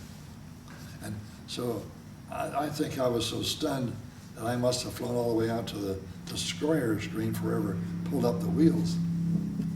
But then later, later on, I could see my peripheral vision when the bow of the ship went under, I'd be pulling up the gear. So it's a matter of training. Yeah. But that was my introduction to carrier operations. From that point on, I was just as qualified and comfortable as anybody else. So how many missions did you fly? I flew 20 combat missions, and I got 43 carrier landings. And so with the combat missions were pretty much the same thing you were doing Same thing. before. I saw some of the same bomb holes I'd put in one sand when I was with the Air Force. So let's okay. So now I come back to the States, and you're in F86s back in Perrin, right? No, back to Albuquerque first. Okay. Then I went to F86Ds at Perrin, Right. which was the first radar. Okay. Well, we got 40 minutes left on the tape here, so I've got. Okay. So you got into the working for Convair, and how did that work? I mean, Well, because by this time you had 11 years or so, 10 years in the Air Force. That was kind of a big sacrifice to give up, Right. wasn't it? Well, that probably was not a good decision, but it was for family reasons. I'll make this quick. When I went on the carrier, since I'd been with the Air Force in Korea and survived 130 missions there, and I came back, and my wife and young woman, 1-year-old child or 1.5-year-old child, down there on the quay wall, here I am up there on that top deck, and we're said goodbye, we're getting pushed off, going out again to Korea. And I thought to myself, now, I know where I'm going, and I might not be lucky the next time. And who in the hell is going to take care of those people? My people didn't have a lot of money, neither did her people. And, $10,000 GI insurance, it didn't going to last you forever. So I thought, Uncle Sam, you've been good to me, I've had a good time, but I'm going to do this one more time, and if I get through, I'm going to say sayonara. That's really went through my mind. And that might not have been a good thing to do, but for me, it was the right thing to do. So you did two tours with the Navy then? No, I did one tour of the Just Air one Force, tour. one with the Navy. Okay, right. So then you came back, and then you went to Kirtland, and then down to Perrin. Then I went to Perrin, then I came back, and I decided I had some offers to go to work for Hughes, and then also, because I had this experience, in the F86D, I had all this fighter time, jet time, plus now I knew something about the radar, fire control. So they were interested in that. And Convair, of course. Well, how'd they find out about it? Convair. Well, when I applied at Convair here, Oh, you did? yeah, the pilot, the chief pilot at Convair at the time, because they were moving into 102, 106, he had been sent to Perrin. You see, so he graduated that training. Oh, I see. So he had my name, so he called Colonel Murphy, who was running the thing, had been my group commander in Korea. So Colonel Murphy said, "You talking about Rex Warden? Hell, once he's done out of the Air Force." Anyway, but that's how so then Bill Martin, who was the chief production pilot here, so then they gave me an offer to come to work for him. So when did you start? About the 1st of March of 1954. So they were, about a third of the way through the production run of the F102? No, they hadn't started yet. Oh, really? They wanted me to develop that. They wanted me to develop the production flight test for the F102 and F106. A production flight test, what does that mean? Well, that means you build the airplanes, they come off the factory, and we put them here in field operations here, got them ready safe to fly to Palmdale. Palmdale was the base where we were going to install all the radar, all the fire control systems. And then we would test the airplanes both for mechanical capabilities and electronic capabilities before we gave them to the Air Force. See, the Air Force won't buy them until the company pilots have checked them out. So the airplanes are produced here. They produced 1,000 of them here. Yeah, 1,340 here. Well, that's including the 106. That's right. So, but that's a heck of a lot of airplanes flying Yeah, out here. I that's never right. thought about that. Yeah. 1,000 airplanes over a period of Well, 5-6 years. Yeah. Well, the production stopped in '61. Yeah. And how many did they make a day? We delivered 1 month. We delivered 55 in 1 month. You see. Okay. But Well, you got to know the way up to Palmdale pretty so well. See, I was starting off. I was just the only pilot. So I hired all the pilots that came in. We had a pretty good sized flight department. Maybe How many pilots would you have? I think we built up to about 20 Why so many? because we were flying so many planes out every day out of here. And then did you have to And test then them? flying them out of Palmdale too. Oh, wow. So what was the average number of hours they had on them before they were released to the Air Force? Oh, probably 12 to 15. Did they have G suits? What's that? Did they F102s have G suits? Oh, yeah. Oh, yeah. In fact, we even had partial pressure suits. Yeah. Yeah, because when I was in Germany, I had a friend that was in, I think it was called the 496 Interceptor Squadron. Yeah. And as I recall, he said he didn't wear a G suit, but because all they were doing was just straight and level. Yeah. No, Fox 1, no, Fox 2. and yeah, right. No, wait. No, They didn't have. I don't think they had a G meter in them. Yeah, well, no, it did. And the ones we made, delivered, all did. They had a G suit system, yes. Yeah. All fighter planes of that vintage did. Well, we used to, when we first got to Germany with the F4, we would bounce the F102s. And I mean, we'd had big fights with them, and, you know, we'd eat them alive with the F4. Oh, yeah. And but wait, then this one guy, two guys actually, Bill McDaniel and Bob Patterson, I think his name. Bill got mad and he started studying our -1 or was it F3? Yeah. 3-1, the air combat manual. And then he and his buddy went down to Torrejon and flew for 2 weeks. Yeah. Against each other, one-on-one, and Yeah, they came right. back and they cleaned our clock with those Yeah. airplanes. Because it could turn like crazy. Oh, yeah, wait to see it. And you could stay up there in the air and you would Yeah. do zoom climbs and, Yeah. you know, you come up like this and all of a sudden the F4 would go like that. Well, where's that put you? Right Yeah. back of them, you know? Well, you see, the Delta wing had a lower wing loading than you did Right. in your F4. He wouldn't come down low and fight though. No. No. But of course because he couldn't turn with you probably down here. Oh, we could pull 8Gs. Yeah. Oh, yeah.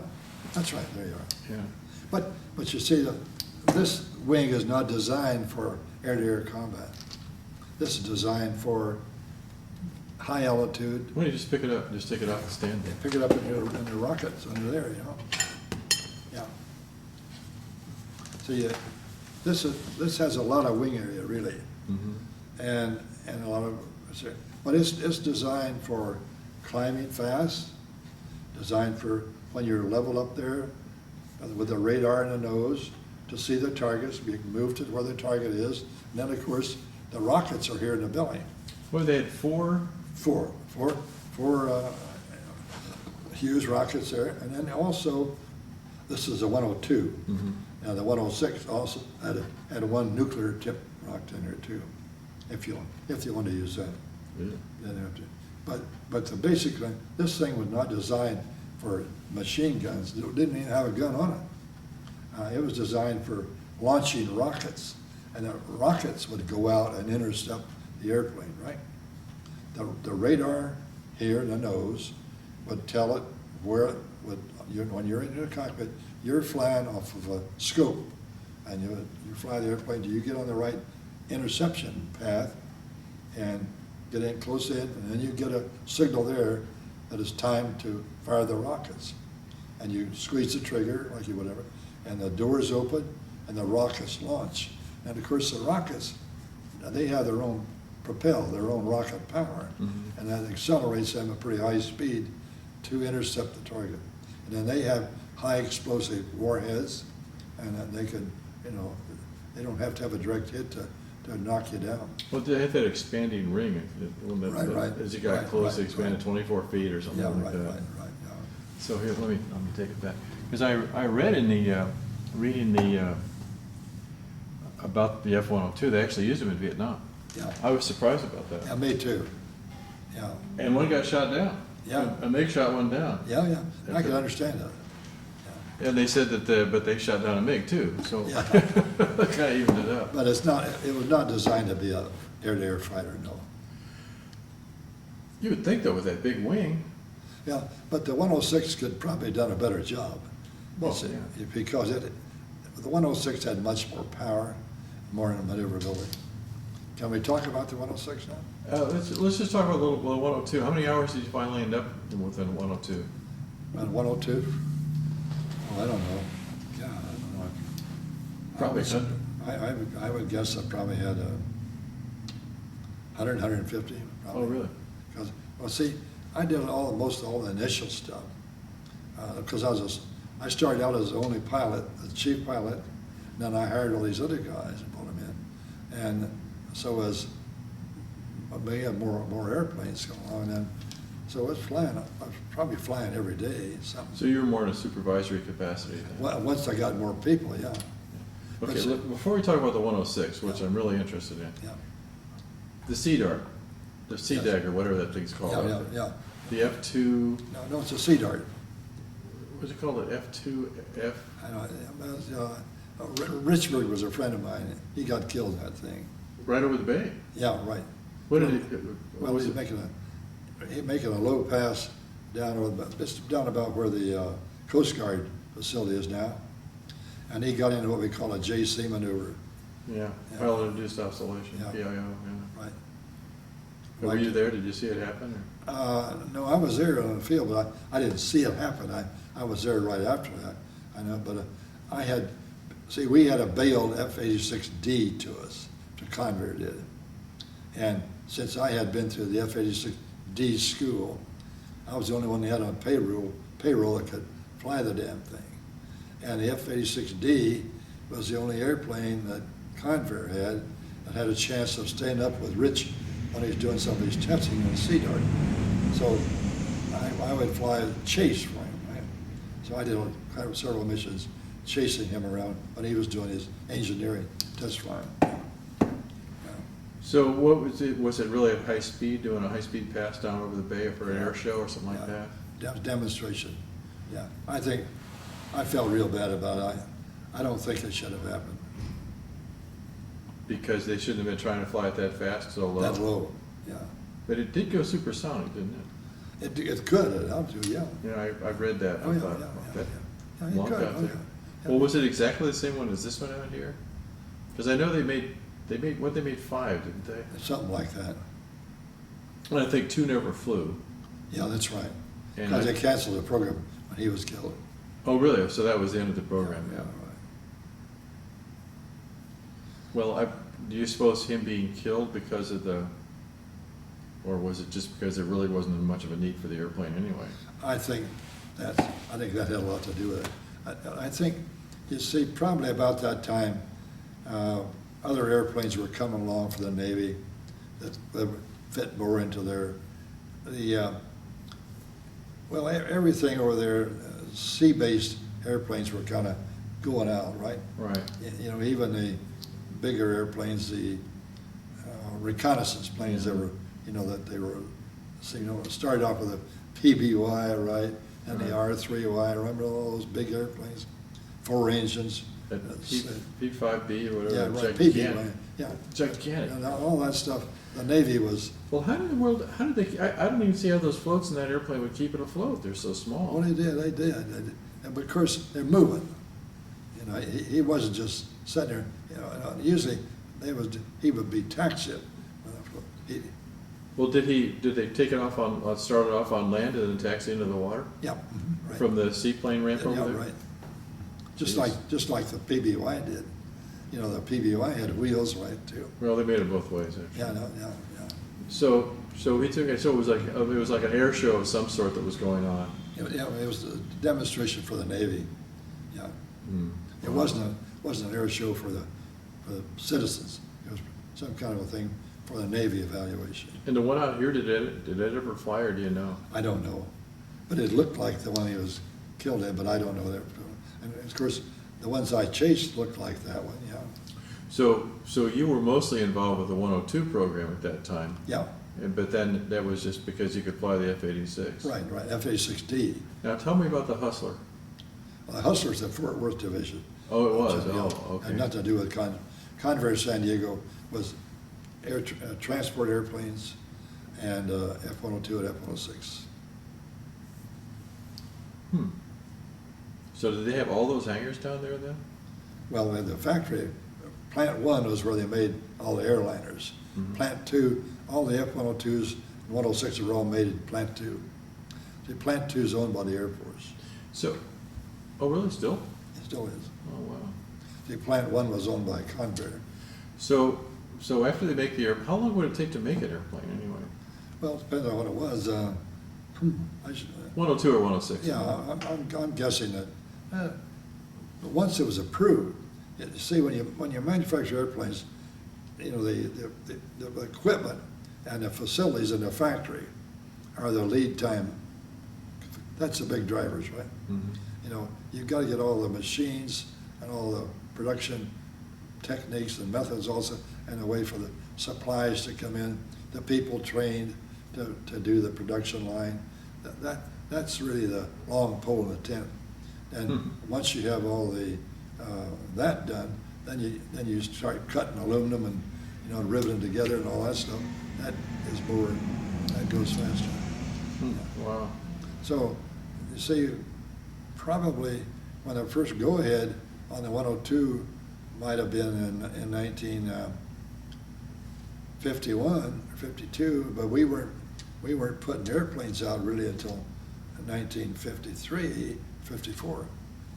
So was did they ever make the, now the 102 started actually with pretty much a straight fuselage, and then they changed to the area Coke bottle, area with Coke bottle. That's right. And when the straight fuselage was a dog, it wouldn't go supersonic. And then they went to an engineer by the name of Richard Whitcomb, who was back at NASA, NACA lab back in Hampton, Virginia. He was a genius that conceived the area rule to reduce drag, and it really worked. So what was your first supersonic flight? My first supersonic was in the 102, and I can't remember when we first started off. We had to have the nose down a little bit to go supersonic, but then we got the area rule, and we could do it straight level, 102. But you could go maybe 1.1, 1.15, nothing real. Well, maybe 1.2, but the 106 was the first time you really got to go supersonic. Mostly because of the motor. Yep. How come the 102? How come the 106 has a cut-off tail on the top and the 102? That's all part of the same thing that Whitcomb did. Whitcomb was part of that too. I wanted to pick up the 106, and I'll show you that. Whoops. I actually broke the wing off this morning. Yeah. That stupid stand fell off of the wing. Oh, The wow, it's really a Coke 106, there are four, I guess, major things to reduce the speed of the 106. Increase the speed. One was notice the ducts are farther back. Mm-hmm. And the area rules applied to the fuselage, right? See, the ducts are much further back, Right. and the area rules applied. And then they also changed the duct inlets. They're much thinner, and they also had holes in there where they could vent some of the pressure. So there was a definite design to reduce the drag on the inlet duct and also to get more air in to the J75 engine. The J75 needed more air than the J57. And so this met that requirement, and this duct here reduced drag, the leading edge reduced drag. You see how it's in there? Yeah. And then, Yeah, the F4 had the same sort of thing, all the little holes in the... right, exactly. Yeah. That's all part of reducing the drag. Then this was all part of cut the tail off too. That was that reduced drag too. And And everything was tailored back here a little bit better. See, the speed brakes are smoother. The whole tail end was designed. The whole platform was to get the airflow more controlled across the airplane. Now, the wings on an F102 and a 106 are really curved in odd places. Now this one, on the 106, the camber was also changed. And that also reduced drag. The tips were a little bit different too. But, and when you had a fuel tank right along here too. And so that in order to reduce, absorb the heat, because see, when you're on a Mach 2, it'd get pretty hot there on the leading edge. So the fuel tank was in there, and it cooled it off, but it made the engine more efficient, because the fuel was hotter when it got to the engine. Huh. Yeah, It's kind of funny because the F4 had leading edge slats, yeah, and so it didn't do that. But, yeah. and I never thought about Mach 2 creating heat, but I guess it would, wouldn't it? Oh, yeah, it sure does. Now, I have a friend that flew the SR-71 for a long time, and Yeah. man, those leading edges get Oh, 500-600 degrees. really hot. Yeah, really hot. Yeah, no, this one got pretty hot too. But you know, we didn't stay at Mach 2 as long as it was something like those kind of planes. No. Now, when I flew this one at Mach 2, somewhere in 1958 or 59, we went out to, our base of operations was Palmdale. We just made the airplanes here, we checked them out in field operations here, flew them to Palmdale for all the rest of the check, and radar was all installed there. So what kind of checks did you do when you got to Palmdale? What's that? What kind of checks did you do in Palmdale? Well, primary was on fire control system. See, we actually installed the MG10, MA1 fire control system in Palmdale. When we took them off out here, they just had just empty nose with just weights up there to balance out. No, there was no fire control in it. All we made in San Diego was the airframe and installed the engine and the rest of the parts of it. But we got Palmdale was primarily for installing the fire control system and then checking it out. Now, and we had B-57 target airplanes, twin engine bomber planes. Yeah, I know.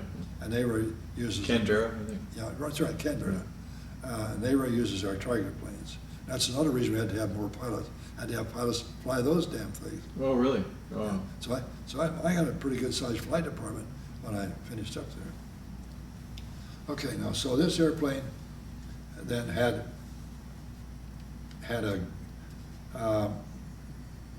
at takeoff and full afterburner about 22,400 pounds of thrust.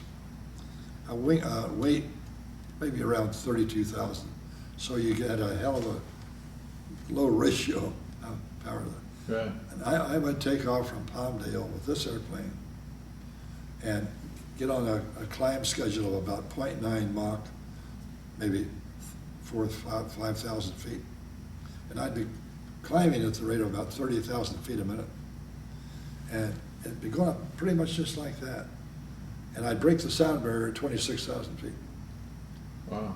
And then I could look back down like that, and there's the airport right back down here. Well, yeah, this something that's going up almost, not vertical, but it felt like it, Sure, yeah. Because you're climbing fast, and the canopy rails are going down. yeah, right, yeah. And then, Yeah, the T-38 did stuff like that too. Yeah, It was just unbelievable Yeah. performance.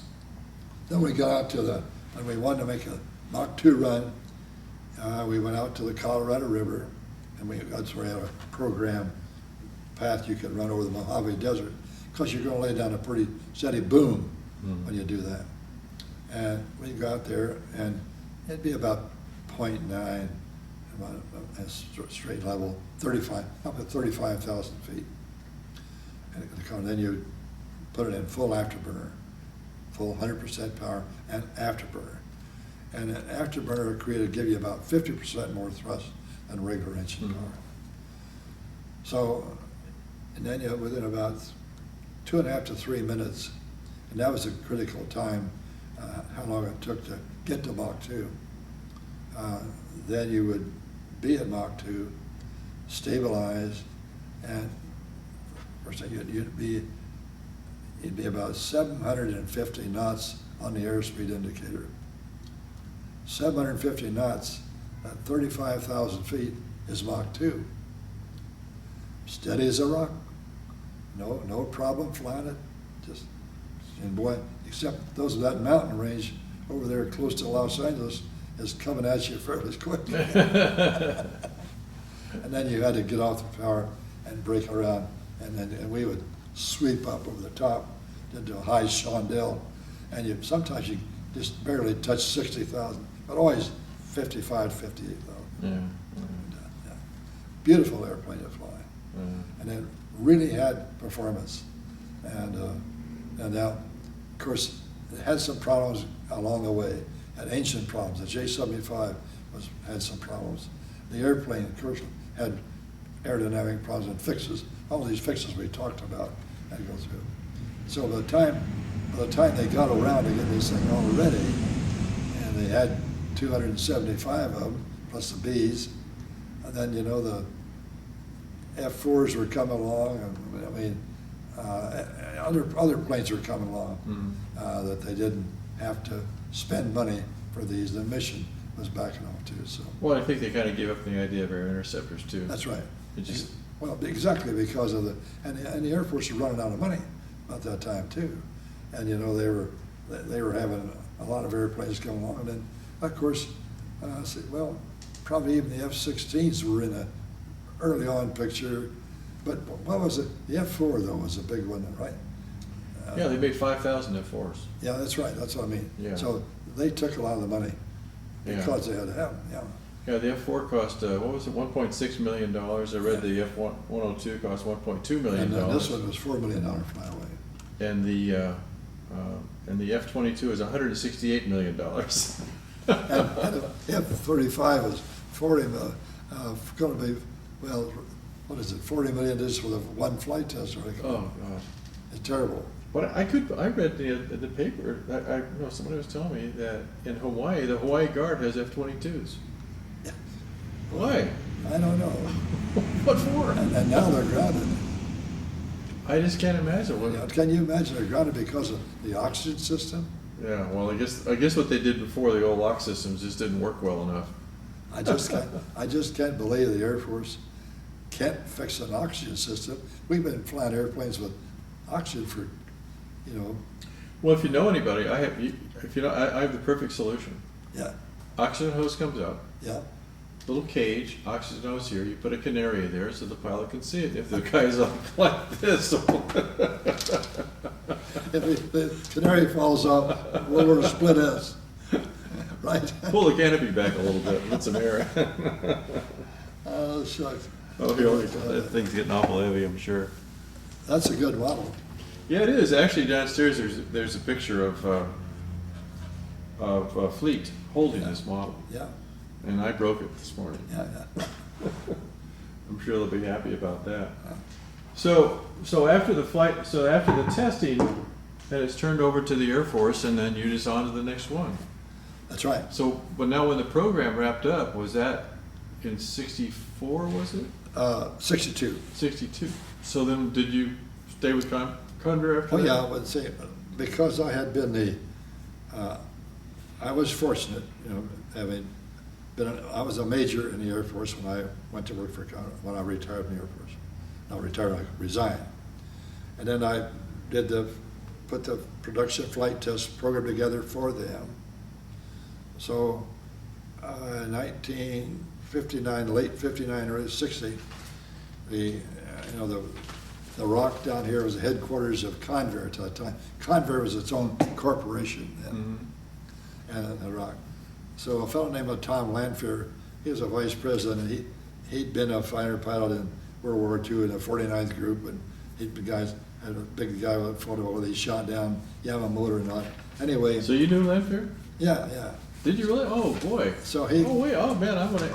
Yeah, so, okay, I have a lot of questions about that. So he sort of took a liking to me because we had him up to Palmdale to talk to we had a pretty good sized company up there, and for our management programs and things like that. And so then Tom, he gave me a way to get out of the cockpit into the junior executive route, which helped me do that. just started out, had me up at Colorado Springs, representing a company up there with ADC and NORAD, right? Mm-hmm. But the Air Force still let me fly at Palm, so I could come back down to Palmdale and fly the F106 and go back to my relationships with the Air Force, which made it unusual rigid, right? And then when that job finished, then they brought me back down here as a junior executive. Then Convair at that time was bought by General Dynamics. Their headquarters is in New York City. A fellow named Frank Pace was the chairman of that. And I had got to meet Pace up when I was in Colorado, too. So he took me back to New York. And of course, here I am out here and living in, La Jolla and Palmdale and Lancaster, because smaller towns. And if I go back there, my office in New York's looking right down on the square down there where the ice skate and all that, downtown New York. But I wasn't being paid that kind of money. And I was being paid the kind of money you could live here in Southern California. So I could see myself living out in New Jersey or somewhere, commuting back and forth. And I said, I don't want to do this. So they didn't fire me. They gave me the opportunity to go somewhere. So I went to the Pomona division, or missile division of General Dynamics. And I moved my family to Claremont, a college town up there. I know. You know, your Riverside. Yeah. So that was a blessing for my family, in that the two girls, they could walk to school safe and all that stuff. So that's why I did that. So when did you finally retire? And then, of course, I was with the Pomona Division of General Dynamics until 1973. I went to Cal Poly, by the way. Yeah, well, you know Yeah, that. I know where it is. Yeah. Well, I went to Cal Poly. Remember, I took a computer program course that would still use punch cards. Yeah, in fact, I was probably in the same class. I remember that class. With all those punch cards, and we went out to Norton to see the right. big computer out there. Yeah. Tell me about Lamphere. Okay, well. Now, I'm sure you had a few drinks at Lamphere. He probably told you the real story, what really happened. Well, yeah, I've had a few drinks, and Tom, I never did really push him on that, because there was what was the other guy's name that they? Rex Barber. Oh, Rex Barber. Yeah, Rex Barber, yeah. Which one of them really shot down Yamamoto, right? Mm-hmm.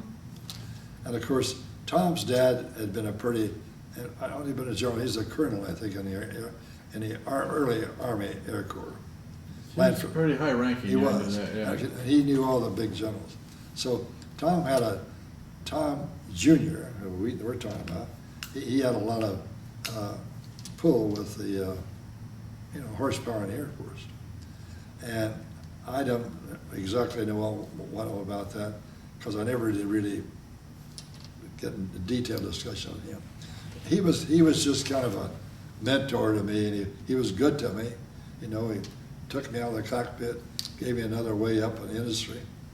And then after I left the Pomona Division of General Dynamics, I was hired by Aerojet, and I eventually You wound worked for up- Aerojet?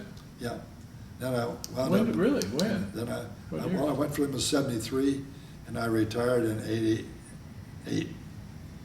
My dad worked for Aerojet. Did he? Yeah. He worked at, he was in the commercial division of,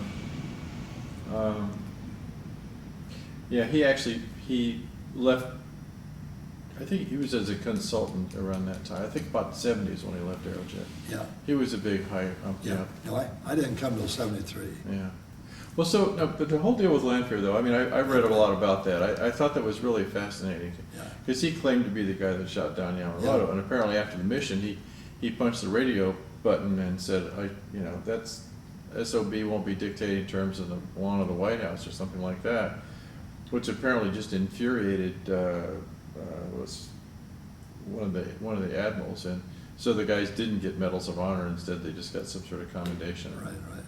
But he always claimed that the way he did it was that I'm sure you've heard. I'll just kind of remind you of the Go story. ahead.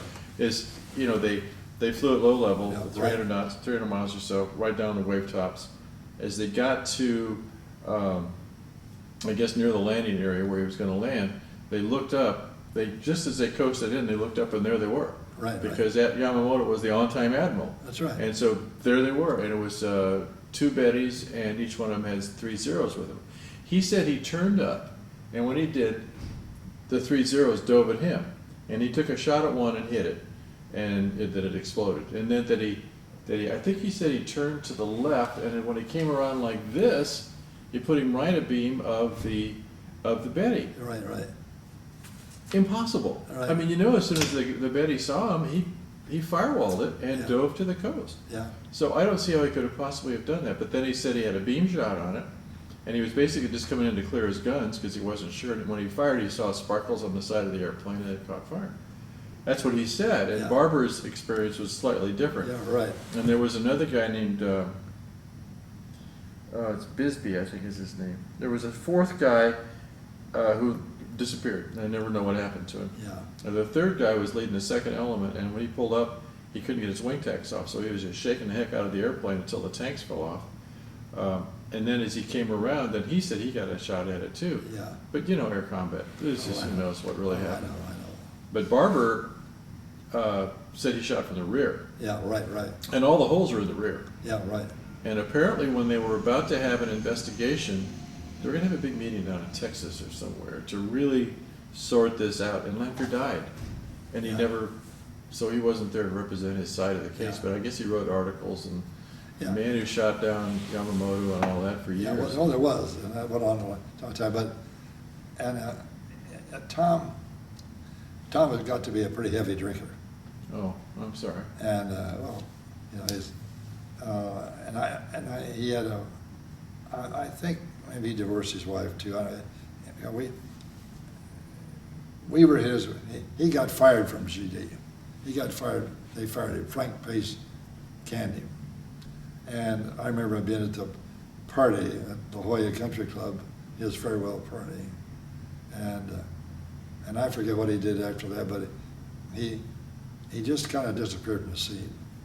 But I always felt sorry for him, because for me, as an individual, he kind of helped me, you know, go from one place to another. Well, did he ever tell you the story? No, because I knew the story. Oh. I didn't know the details, but I knew about Yamamoto and all the difficulties there. Yes, I knew that from my Air Force days. But I never did try to press him for what he said, and he never did volunteer it either. Well, it wasn't an interesting event. Yeah, and I personally think that I have a suspicion, knowing Tom at the time I did with him, that he was looking for political hay. Well, he told people he wanted to be president. That's right, and so Yeah. he was looking for things that give him notoriety. Yeah. And he had that in Convair. Joe McNarney was the president of Convair at the time, and Tom was his vice president. And McNarney, a general, you know, knew Tom's dad and all that stuff.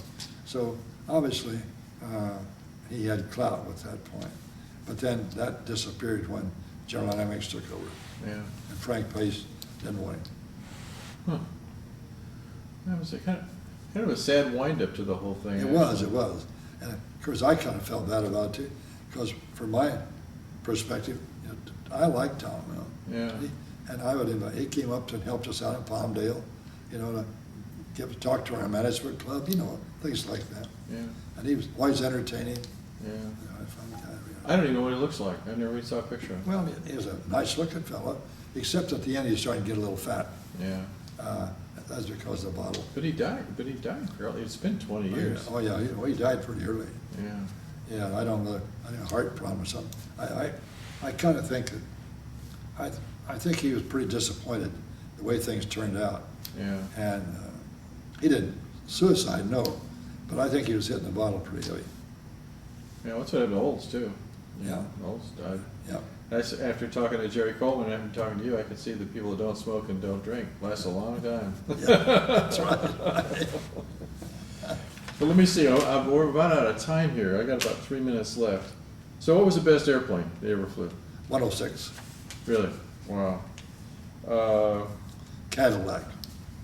And the next best was the P-38. Really? So what's the future for fighter planes? Small. Because two things.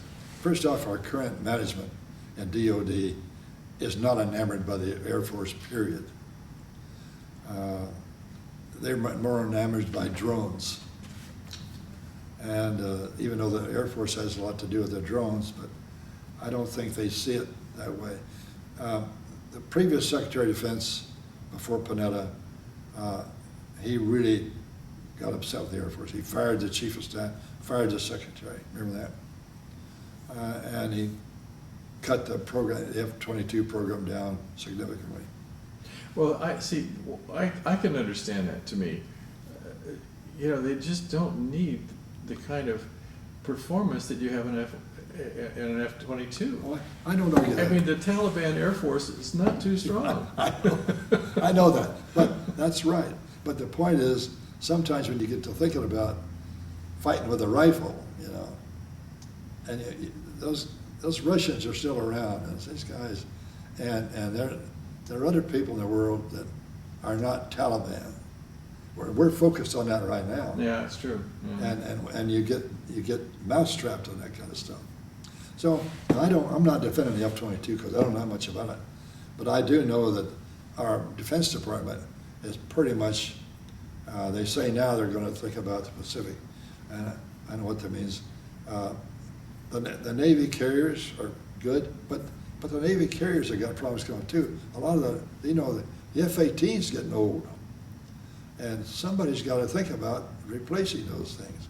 Well, they said, okay, the F-35.